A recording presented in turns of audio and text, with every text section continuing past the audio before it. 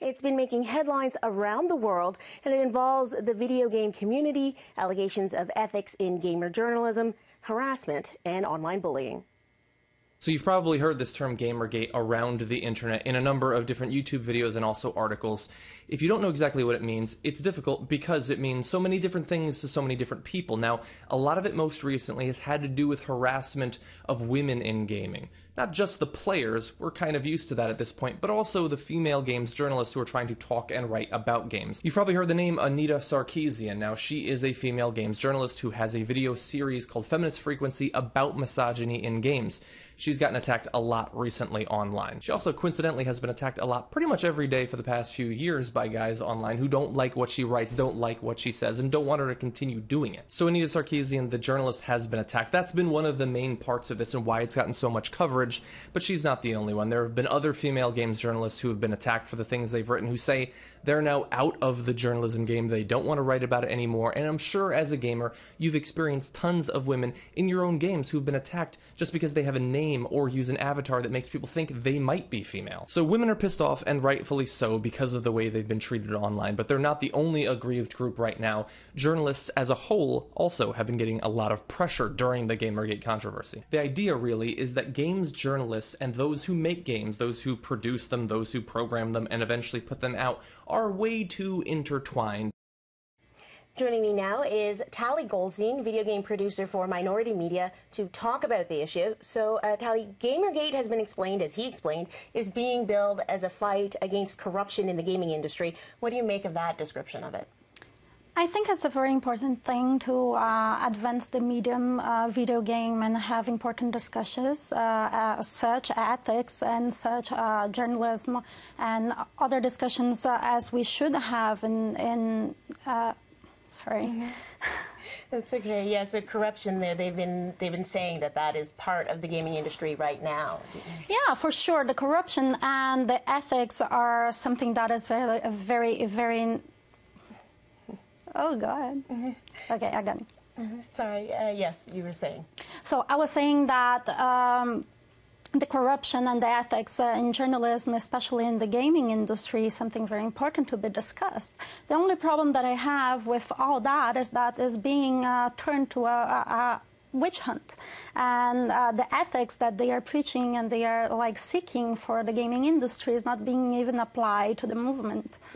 So how did we get from talking about corruption and ethics to all of a sudden online harassment where people are talking about moving out of their homes? Yeah, so it's a very strange movement. We were very perplexed the way it happened. It started everybody saying that we need to seek more advancement and talk about the ethics and how the proximity of developers and journalists in the gaming industry happens, and how exclusives are made and how small secrets are traded.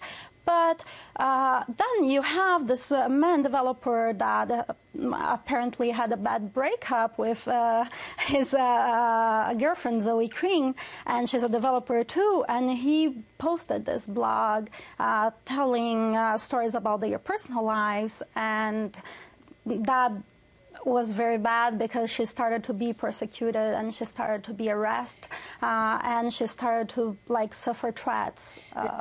All started there.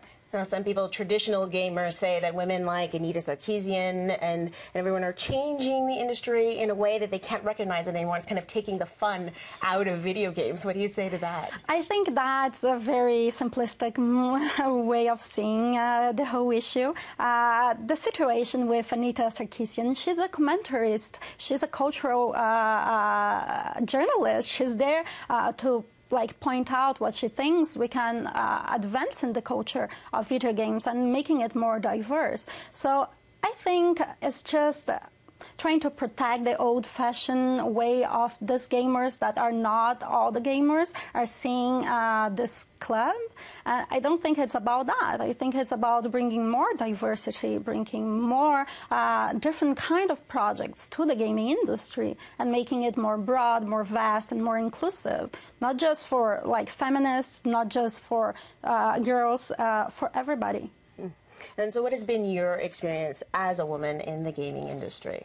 I'm very fortunate because I'm with a studio that from the beginning was creating games and was thinking about video game producing in a very different way, in a more human and like more meaningful kind of experiences. So for my personal experience, I've been very happy around the girls and the guys that I work with, but I still see a lot of harassment in the gaming industry with colleagues. I find that it's very disturbing that these women are like having their personal addresses posted online and receiving this very graphical, we're not going to talk about that, but very graphical kind of threats in their inbox and like videos. It's very disturbing. Now, part of the thing that has sort of launched Gamergate, and it's been going on for a while now, is that people complain that the industry is changing. Can you explain how it's been changing? It's evolving, right?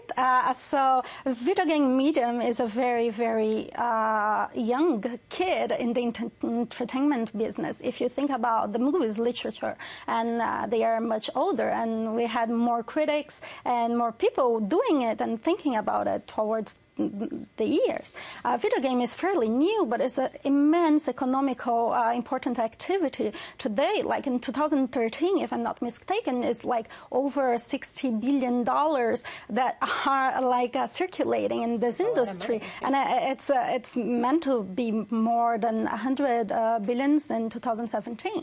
So it's an enormous economical asset for entertainment, but it's just evolving, it's just maturing. So having more like diverse kind of characters, diverse plots, diverse gameplay won't just exclude these games that we grow up with. This kind of games will still exist there and will still like be crafted for this kind of audience, but it's so important to be more inviting and to get more genders that will be like feeling fulfilled and more represented inside this big scheme of gaming. Gaming could be healthier. And the games that you create are part of that change. Can you tell us a little bit about that? Yeah, so our studio, I'm very proud to talk about that because we live the change that we want to put in the gaming industry every day. We released Papo.io in 2012. That's what you're seeing on your screen. It's a game that's a metaphor for alcoholism and abusive relationships. So you have this magical world that is inspired in fantastic realism. And then you play Kiko, this boy that is not necessarily the white male around the 30s kind of protagonist that we are used to. So we wanted to do that a little bit different. And this game is all about like emotional engagement and having this journey. So it was a very important game for us to kickstart and was super well received for different people that like started saying, which kind of game is that? Because we cannot kind of grasp which kind of category we can put it. And then people came up with this idea of empathy games. That's where we kind of fit right now. Thank you so much. It's all very interesting. Looking forward to see what's happening.